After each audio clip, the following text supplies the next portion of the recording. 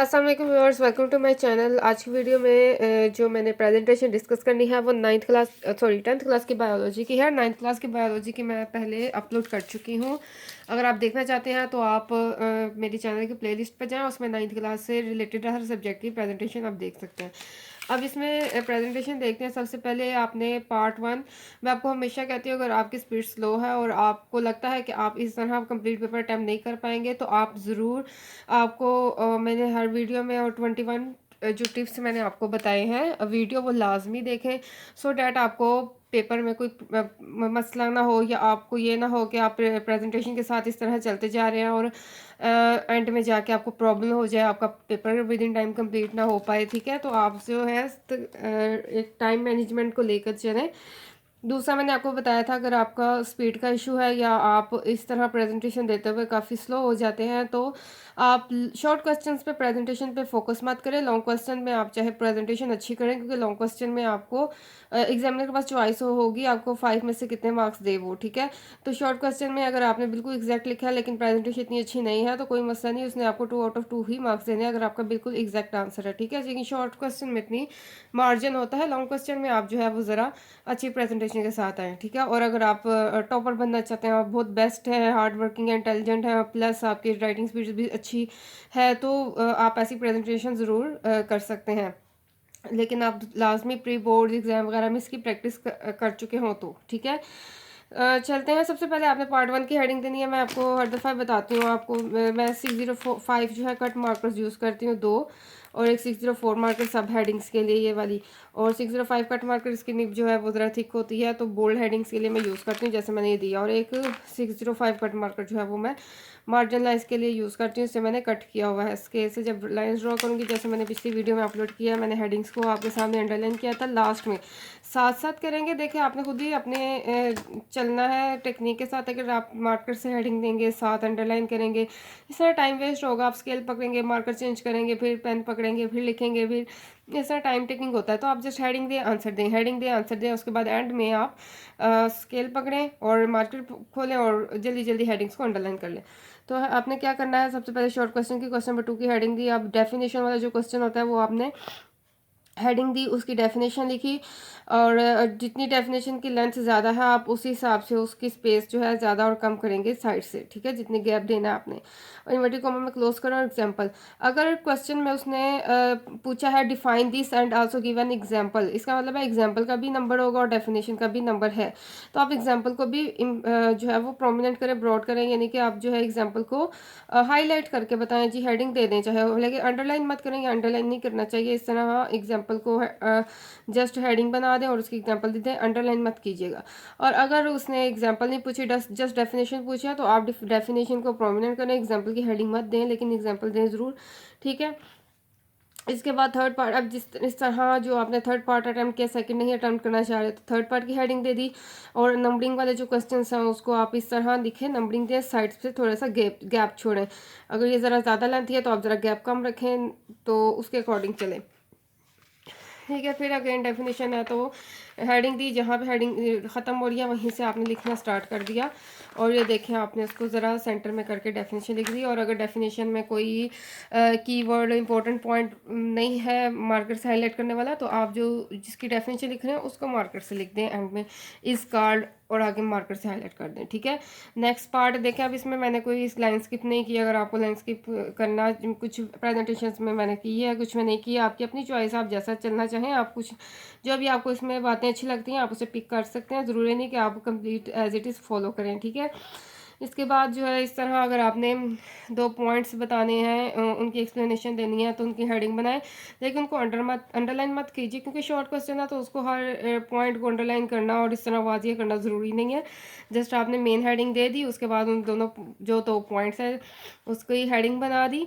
ठीक है, अंडरलाइन नहीं किया, और उसके बाद उसकी एक्सप्लेनेशन देखें मैंने कैसे लिखी है, साइड पे थोड़ा सा गैप छोड़ के। ठीक है, इसके बाद डेफिनेशन है, उसका मेथड बताना था। डेफिनेशन शॉर्ट सी कितनी सी डेफिनेशन लिखी, उसके बाद मेथड आगे बताना, तो मैंने मेथड को ज़रा मार्कर से लिख दिया, बोल्ड कर दिया। एक क्वेश्चन कंप्लीट हो गया शॉर्ट क्वेश्चंस वाला, तो ये एंडिंग लाइन लगा दी। इसके बाद नेक्स्ट क्वेश्चन नंबर 3 आ गया, फर्स्ट पार्ट। अब इसमें भी नंबरिंग वाले हैं, तो देखें 1 2 3, अब इसमें जो कीवर्ड्स है वो मैंने मार्कर से, सिंपल मार्कर जो है ये कट नहीं मैंने यूज़ किया, जो सिंपल मार्कर जो होते हैं वो मैंने इससे किया। आपकी मर्ज़ी है, आप कट से कर लें, ठीक है।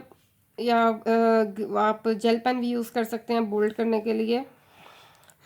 इसके बाद इसमें भी आप देखेंगे स्टेप बाय स्टेप था कि ये स्टेप के बाद ये स्टेप है। तो स्टेप वाइज लिखने के लिए एक ये भी तरीका है, एरो से ऐसे लगा लें या आप वो जो बिल्कुल सीधा लिखते हैं। मुझे था कि ये इसमें कंप्लीट लाइन में नहीं आएगा लिखा हुआ, तो इसलिए फिर मैंने उसको इस तरह स्टेप बना लिया। आप जिस तरह करना चाहते हैं उस तरह करें।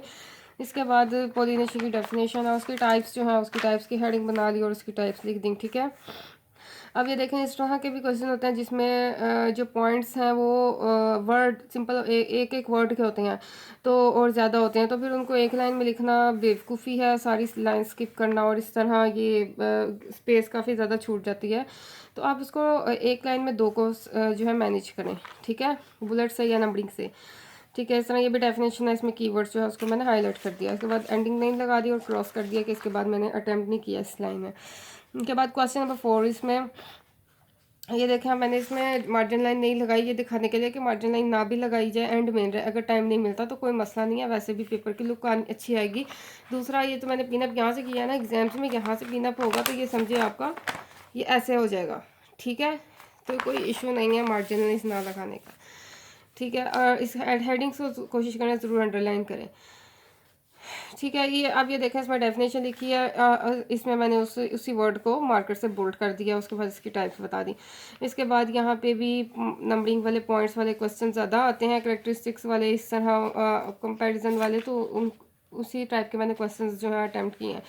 इसके बाद यहाँ पे भी स्टेप्स जो हैं वो बताए हैं और कीवर्ड्स जो हैं उनको मैंने हाईलाइट कर दिया मार्कर से, ठीक है। इस तरह डिफरेंस जो आप पैसेज वाइज भी लिख सकते हैं, वरना ये देखें जैसे मैंने ये 9th बायोलॉजी का पेपर है, इसमें मैंने आपको बताया है कंपैरिजन या डिफरेंस जो होता है वो इस तरह आप लिखें तो बेस्ट है, आमने सामने।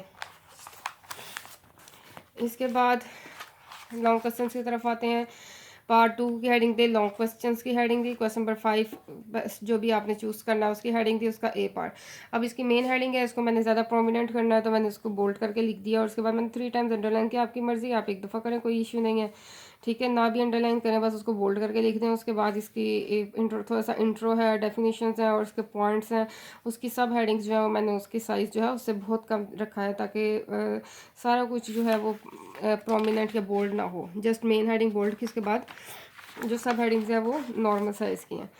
इस तरह ये देखें इसमें जो कीवर्ड्स हैं उसको मार्कर से हाईलाइट कर दिया। इसके बाद ये देखें सो ऑन, इसी तरह हेडिंग्स बनाते गए हैं। अब ये देखें इसमें मैंने जो है न्यूरॉन का क्वेश्चन काफ़ी आता है पेपर में, बोर्ड में इंपॉर्टेंट क्वेश्चन है। इसमें मैंने डायग्राम बनाई है, बहुत ईजी डायग्राम है। इसकी बनाने का तरीका ये है कि आप एक साइड पे इसकी डायग्राम बना लें और उसके बाद इसके नाम जो है वो आपने कैसे लिखना है, जस्ट आपने पहले नाम लिख लेने हैं हर पॉइंट के, उसके बाद उसकी लेबलिंग करनी है, ठीक है। साथ साथ नहीं लेबलिंग करती जानी। मैंने सिंपल आप जो है वो मार्कर से कर लें या फिर कोई जेल पेन, उससे आप जो है लिख लें, उसके बाद उसको जो है वो आप लेबल कर लें और एंड पे आप बता देंगे फिगर किसका, स्ट्रक्चर ऑफ न्यूरॉन। इसके बाद नेक्स्ट जो है वो बी पार्ट, उसमें भी मेन जो आप ये देखें इसकी हेडिंग जो है वो ये इसका टॉपिक जो है वो ज़रा लेंथी था, तो मैंने इसकी हेडिंग को देखे कैसे मैनेज किया, लिखा मैंने सेंटर में ही है, ठीक है। थोड़ी सी स्पेस छोड़ी थी क्योंकि हेडिंग ज़रा लेंथी थी, ठीक है। और मैंने जो लास्ट वर्ड था उसको मैंने नीचे लिख दिया, उसके बिल्कुल सेंटर में इस तरह हेडिंग मैनेज की है, ठीक है। और इसके बाद इसकी डेफिनेशन है और इस तरह पॉइंट्स इसके सब हेडिंग्स बना ली और इसको पैसेज वाइज जो है डिवाइड किया, ठीक है। इसके बाद ये कंप्लीट क्वेश्चन हो गया, एंडिंग लाइन लगा दी। इसके बाद नेक्स्ट लॉन्ग क्वेश्चन स्टार्ट किया, उसकी भी मेन हेडिंग जो है वो लिख दी, उसकी डेफिनेशन लिख दी, उसका बाकी जो उसकी डिटेल इंट्रो है और उसके बाद सोन। अब ये देखें इस तरह का भी क्वेश्चन होता है जिसमें खाली जिसमें 2 टॉपिक्स के बारे में पूछा होता है, डिफाइन एसिड रेन्स और also discuss the effects of acid rain, यानी कि इसमें 2 टॉपिक है तो दोनों को आपने प्रोमिनेंट और बोल्ड करना है, ठीक है। तो इसलिए मैंने क्या किया, एसिड रेन को भी बोल्ड करके सेंटर में लिखा, उसकी डेफिनेशन लिख दी और इसके बाद इसके इफेक्ट्स जो है उसको भी मैंने बोल्ड करके हेडिंग, क्योंकि ये भी इसके लिए इसके बारे में भी उसने पूछा एग्जाम्स में, एग्जामिनर ने, ठीक है। तो फिर मैंने उसको भी बोल्ड करके हेडिंग को प्रोमिनेंट किया। अब ये जो हेडिंग थी इसमें मैंने इसको बोल्ड नहीं इतना किया क्योंकि इसके बारे में डिस्कस नहीं किया उसने, मेन जो पॉइंट मेन जो हेडिंग बनती थी उसको मैंने बोल्ड किया, ठीक है। अब यहाँ पे इसके इफ़ेक्ट्स जो है वो इस तरह मैंने बुलेट्स वाइज किए हैं, क्योंकि इसके इफ़ेक्ट्स ज़रा लेंथी थे, इसलिए मैंने इसके साइड में फुल स्पेस, फुल गैप नहीं दिया। जस्ट स्टार्टिंग में मैंने गैप दिया, बुलेट लगाया और यहाँ से स्टार्ट किया। उसके बाद नेक्स्ट पे भी इस तरह, ठीक है, लेंथ के अकॉर्डिंग चलें आप। इसके बाद नेक्स्ट भी पार्ट जो है, इसमें भी मेन हेडिंग दे दी और इसकी डेफिनेशन और इसके जो भी सब अच्छा, इसमें भी अब 2 पॉइंट्स है। इसके बाद दो क्वेश्चन में 2 चीज़ों के बारे में पूछा था, इसके बारे में भी डिस्कस करने के लिए जो है मेन हेडिंग बना दी। और इस तरह कार्बन साइकिल जो है उसकी भी उसने पूछा था कि उसका साइकिल डिस्कस करें, तो फिर मैंने उसको भी मेन हेडिंग बना के बोल्ड करके सेंटर में लिख दिया उसके 605 से, और उसके बाद 604 मार्कर से मैंने उसकी सब हेडिंग्स बना दी, ठीक है। और ये इसका स्ट्रक्चर, ये इसका साइकिल जो है वो मैंने बनाया। अब ये देखें साइकिल कैसे बनाया है, मार्कर से सारा मैंने लिखा है और एरर साइंस लगाया, और उसके बाद इसकी डिटेल वगैरह जो इस तरह एक्स्ट्रा थे बॉक्स वगैरह वो मैंने मार्कर से नहीं बनाए, इंक पेन यूज़ किया, और एंड में बता दिया figure carbon back to in the environment, ठीक है। इसके बाद क्रॉस कर दिया। इसके बाद नेक्स्ट जो इतने भी पेजेस अगर आपके स्किप होते हैं उसको भी आप इस तरह क्रॉस कर दें। वीडियो पसंद आएगी तो ज़रूर लाइक और शेयर करना, चैनल को सब्सक्राइब करना मत भूलें। अपने फ्रेंड्स, अपने कजन्स, जो भी आपके बेस्टीज़ हैं उनके साथ ज़रूर शेयर किया करें। अगर आप दूसरों का अच्छा सोचेंगे इंशाल्लाह आपके साथ भी अच्छा होगा, आपके भी पेपर अच्छे अच्छे होंगे।